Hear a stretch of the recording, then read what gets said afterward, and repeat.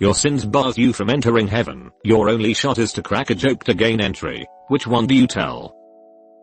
An Irishman walks into a pub in Dublin and orders 3 pints. When they are placed in front of them, he takes a sip from one, then a sip from the next, then a sip from the third one. He repeats this process until they're all gone, and orders another round. The barman says, "You know, pal, they're less likely to go flat if you drink them one at a time." The Irishman says, "I have 2 brothers. One lives in Australia, and one lives in the States. When we went our separate ways, we promised each other we'd always drink this way in memory of the days we used to drink together." The barman is touched and thinks that's a great tradition. So he serves up 3 more. Eventually, the Irishman becomes a regular at the pub, always ordering in the same fashion. One day, however, he arrives and orders only 2 pints. The other regulars notice this, and a hush falls over the room. The barman solemnly tells the Irishman, "I'm so sorry for your loss. Please accept my condolences." The Irishman chuckles and replies, "Oh, no, everyone's fine. I just joined the Mormon church, and they made me quit drinking." I get it. Has drinking for the other 2 brothers. Thank you for spelling it out for everyone who's too shy to admit they didn't get it. It sucks to be the person who doesn't get a joke, and I appreciate you taking the plunge to make sure no one is left out. 3 knights are attending the king's court, where he has asked them to tell of their great deeds. The first knight says, "Sire, I defended our border, and held out as the enemy laid siege to the city. I slew their champion in single combat. This I have done in your name." The king thanks him, and rewards him with lands and riches. The second knight says, "My lord, I sought out the bandits of the Great Wood, infiltrated their idiot, and wiped them out to the last man. This I have done in your name." The king thanks him, and gives him even more lands and riches. The third knight says, "Your majesty, I boldly rode out against your enemies in the north. I slaughtered their warriors, killed their livestock, burned their crops, and slept with their women. This I have done in your name. But we have no enemies in the north." The king protests. "Ah," says the knight, looking pale. "Well, you do now." "Ah, a knight I can identify with." 3 friends all died together in a car accident. When they got to heaven, an angel met them and said, "Welcome to heaven. Here we only have one rule. Don't step on a duck." All 3 friends started giggling. The first friend asked, "What happens if we step on a duck?" The angel responded, "If you step on a duck, you will northeast chain to the ugliest person you can imagine for the rest of eternity." The first friend laughed and took a step forward. Out of nowhere, a duck ran towards his foot and got stepped on.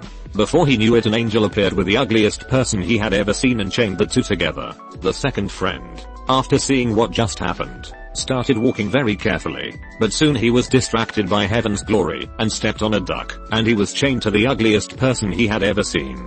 The third friend, not want to suffer the same fate, decided he would never lift his feet. So he dragged his feet on the ground, never lifting a foot. Centuries pass, and he still never lifted a foot, when all of a sudden, an angel appears and chains him to the most beautiful woman he had ever seen. Eyes wide in amazement, he looked at the angel and said, "Wow, what did I do to earn this?" The woman looked at him and said, "I don't know about you, but I stepped on a duck. You had me at 3 friends died together in a car accident. They told me my only chance to enter heaven was to crack a joke." Hearing that, I said to myself, well, I'll be damned. This will legit get you into super heaven. What's the difference between a good joke and a bad joke timing? That's even worse in print. Man walks into a bar, sits down in front of the bartender and says, "Bartender, how about a little wager? If I can show you something you've never seen before, I'll drink for free. If not, I'll pay double. What do you say?" The bartender thinks for a bit. He's been around, traveled, seen quite a bit. "Sure, why not? You're on." The man takes out a tiny piano, roughly the size of his hand, and places it on the bar. Then next to it, he places a tiny man, who starts playing beautiful music. The bartender is amazed, and can barely believe what he is seeing. He says, "Well, you win. That certainly earns you free drinks, as I've never seen a tiny man playing a tiny piano. Where did you find him? You might not believe this," the man says, "but I found a lamp in the alley behind your bar. When I tried to clean it, a genie came out and granted me a wish." The bartender is already running out to the alley when the man calls after him, "Be careful though, he's a bit hard of hearing. Do you really think I would have wished for a 12-inch pianist?" Bravo, this was good. Nice to see one that doesn't start with the pearly gates. My dog has no nose. How does he smell? terrible. A monkey is sitting in a tree, smoking a joint, when a lizard walks past. The lizard looks up and says to the monkey, "Hey, what are you doing?" The monkey says, "Smoking a joint. Come up and join me, my cold-blooded friend." So the lizard climbs up and sits next to the monkey and they have another joint. After a while the lizard says his mouth is back dry, and that he's going to get a drink from the river. At the riverbank, the lizard is so stoned that he leans too far over and falls in. A crocodile sees this and swims over to the stoned lizard, helping him to the side. He then asks the lizard, "What's the matter with you?" The lizard explains to the crocodile that he was sitting in the tree, smoking a joint with his new monkey friend. He then explained how his mouth got dry, and that he was so wasted that, when he went to get a drink from the river, he fell in. The inquisitive crocodile says he has to check this out. He walks into the jungle and finds the tree, where the monkey is sitting, finishing a joint. He looks up and says, "Hey, monkey." The monkey looks down and says, "Fulawak, dude, how much water did you drink?" "This one is good, my man." The Lord said, "Come forth, John, and you shall receive eternal life." John came fifth, and won a toaster. David came last, and had to eat the biscuit. A bus carrying only ugly people crashes into an oncoming truck, and everyone inside dies. They then get to meet their maker, and because of the grief they have experienced, he decides to grant them one wish each, before they are let in the pearly gates. They are all lined up, and God asks the first one what the wish is. Slurring his words out of a misshapen mouth, he says, "I want to be gorgeous," and so God snaps his fingers, and boom, he's gorgeous. The second one in line hears this, and says, "I want to be gorgeous too." Another snap of his fingers and the wish is granted. This goes on for a while, but when God is halfway down the line, the last guy in line hears everyone else's wish and starts laughing. Finally, God reaches this guy, and asks him what his wish will be. The guy calms down and says, "Make him all ugly again." God, whoa, calm down, Satan. What are you doing, Step Satan? Sherlock Holmes and Drive. Watson decide to go on a camping trip. After dinner and a bottle of wine, they lay down for the night, and go to sleep. Some hours later, Holmes awoke and nudged his faithful friend. "Watson, look up at the sky, and tell me what you see." Watson replied, "I see millions of stars." "What does that tell you?" Watson pondered for a minute. "Astronomically, it tells me that there are millions of galaxies and potentially billions of planets. Astrologically, I observe that Saturn is in Leo. Horologically, I deduce that the time is approximately 3:15. Theologically, I can see that God is all-powerful, and that we are small and insignificant. Meteorologically, I suspect that we will have a beautiful day tomorrow. What does it tell you, Holmes?" Holmes was silent for a minute, then spoke. "Watson, you idiot. Someone has stolen our tent." Nice. The old classic from Leisure Suit Larry. Priest discovers the wine was never delivered, and it's now Saturday night. He heads downtown in his street clothes to the only open liquor store. On his way out, a hooker propositions him, "Hey honey, how about a blowjob? Only $20. Priest has no idea what she's offering, so he quickly excuses himself, and gets back to the church. The next morning, he pulls the Mother Superior aside and asks, "Excuse me, what's a blowjob?" $20, same as in town. 3 nuns are sitting on a bench, when a streaker runs up in a trench coat and flashes them. 2 of the nuns immediately have a stroke. The third one couldn't reach. A man and a woman were driving on their way to their wedding, when they got in an accident, and were both killed instantly. Now they are both up at the pearly gates, and they say to Street, "Peter, we were just about to get married. Do you think we can have our wedding in heaven?" Street. Peter says, "I don't know. Wait here and I'll go find a priest and ask him." So the couple is sitting there on a bench, waiting and waiting for what must have been several days, which gave them plenty of time to talk and think. What if the marriage doesn't work? But do you think we can get divorced in heaven? I guess we'll have to ask Street Peter when he gets back. Finally Street Peter comes back, looking pretty frazzled, and says, "Okay, I just found a priest, and he said he will let you have your wedding." One of them asks, "We were just wondering, can we get divorced if it doesn't work out?" Street Peter lets out a huge sigh and says, "Listen you two, it took me several days just to find a priest in heaven. Do you have any idea how long it's going to take me to find a lawyer?" Dude, I absolutely love this one. 2 men are out walking their dogs. One of the dogs sits down and starts licking his balls. One guy turns to the other and asks, Don't you wish you could do that? Yeah, agrees the other guy. But if I did, he'd bite the shit out of me for sure. Why do Norwegian submarines have a barcode on them? So they can Scandinavian. Bill and Sam are best friends, living in the same retirement home. The two of them loved baseball, and they frequently went to games together. They made a pact that whoever died first would come back to tell the other whether there was baseball in heaven. One day, Sam had a massive coronary and died. A few months pass, and Bill hears a voice whispering from a bush. Oops, Bill. Sam, I have good news and bad news. The good news is, there is baseball in heaven. The bad news is, you're pitching on Friday. Finding out near the end of my life that not only does heaven exist, but that it also contains my best friend, my favorite sport, and a guaranteed place for me is by far the last thing I'd call bad news. 3 men died and arrived at the pearly gates for Judgment Street. Peter tells them that the rules have changed, and they can only be let into heaven now if they had a really bad death. He then proceeds to get their stories one at a time.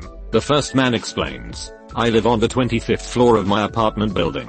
I came home from work early today because I suspected my wife was cheating on me. There she was, naked at the day she was born. I look around and spot 2 hands gripping the balcony. There's a man hanging from my balcony in just his underwear, 25 floors above the ground. I step on the bastard's fingers. He won't let go. I bite his fingers. He wouldn't let go. Finally I grab a hammer. That did the trick and he fell. But then the lucky bastard landed in some bushes and survived. So I yanked the fridge loose, shoved it over the balcony, and it landed directly on the bastard. But I'm afraid all that exertion gave me a heart attack. So here I am. Street. Peter decided that was a bad enough death and let him in.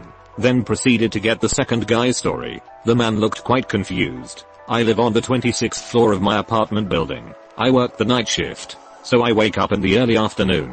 I had just woken up and was doing my exercises on my balcony when I slipped. But thank God, I caught the railing on the balcony below mine. I was saved. There I was, hanging 25 floors above the ground, when suddenly this crazy man came out screaming. He stepped on my fingers. I held on. He bit my fingers. I held on still. But then the bastard grabbed a hammer. I couldn't handle that, and I let go. Just as I expected to die, I landed in some bushes and lived. It was a miracle, as I started to thank God for letting me live. This fridge just falls out of the sky and lands on me. So here I am. Street. Peter decided that was definitely a bad death and lets him in. Then he asks the last guy for his story. This man also looked confused. Picture this. Here I am, hiding naked inside a fridge. Topper/r/jokes tomorrow, and probably again in a month's time or so. Link in description. A snake walks into a bar. The bartender sees and says, "How'd you do that?" An old Irishman shuffles into a bar at sundown with his eyes low and his head down. The bartender says, "Hey, Billy, what's the matter? You seem troubled." Billy responds with, "You see this bar we are standing in? I built it with me own hands. But they don't call me the bar builder. No. And the bridge everyone uses to cross the river to get to the market, I built that with me own hands too. But do they call me the bridge builder? No, they do not. And the wall that protects our city, I built that with me own hands too. And they don't call me the wall builder neither. But you fuck one goat." Username checks out.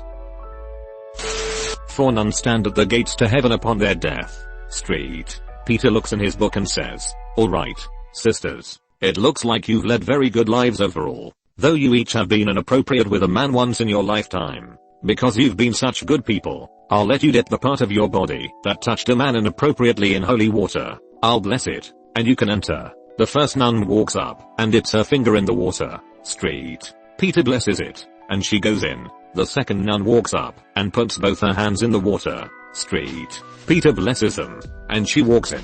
As the third nun walks up, the fourth nun says, "Hey, can I go in front of Sister Ellen? If I want to be blessed, I'll need to gargle, and I want to do that before she puts her ass in the water." I'm definitely stashing this joke under my hat for a rainy day. Fuck, that's funny. The most successful investor of all time was Noah. He floated stock while everything around him went into liquidation. Meet Noah, the real wolf of Wall Street. A Holocaust survivor eventually dies of old age. When he meets God, he tells a Holocaust joke and is met with stony silence. The man shrugs and says, "I guess it's one of those jokes you need to have been there to get." God replies, "It's not funny once you've heard it 6 million times." This got me laughing harder than the original joke. A priest, a rabbi, and a lawyer are on the Titanic. The ship hits the iceberg and begins to sink. The rabbi says, "Oh no, we must save the children." The lawyer jumps in a lifeboat and says, "Fuck the children." And the priest says, "We don't have time for that right now. The ship's sinking." This one is underrated. Way funnier than the other priests are pedophiles jokes in this thread emo. You know why I hate Russian dolls? Because they are so full of themselves. The elevator to hell is that way. Is it that? Elevator? Take my upvote and get on the elevator. Ever heard of a reverse exorcism? It's when the devil tells the priest to get out of the boy. Free entry straight to hell with this one. For the priest. A blind man walks into a bar and a table. Now he's tripped on some chairs. The finals of the National Poetry Contest last year came down to 2 finalists. One was a Duke University Law School graduate from an upper crust family, well-bred, well-connected, and all that goes with it. The other finalist was a redneck from Southeast Tennessee A&M. The rules of the contest required each finalist to compose a 4-line poem in 1 minute or less, and the poem had to contain the word Timbuktu. The Duke graduate went first. About 30 seconds after the clock started, he jumped up and recited the following poem. Slowly across the desert sand, trekked the dusty caravan, men on camels, 2 by 2, destination Timbuktu. The audience went wild. How? They wondered, could the redneck top that? The clock started again, and the redneck sat in silent thought. Finally, in the last few seconds, he jumped and recited, "Tim and me, a huntin' we went, met 3 whores in a pop-up tent. They was 3, we was 2, so I bucked 1 in Timbuktu." This is my favorite. This was on r/jokes yesterday, I think. How does a Welshman find his sheep in long grass? Irresistible. Why do the Scots wear kilts? Because the sheep can hear a zipper at 30 paces. What's the difference between Jesus and a picture of Jesus? It only takes 1 nail to hang up the picture.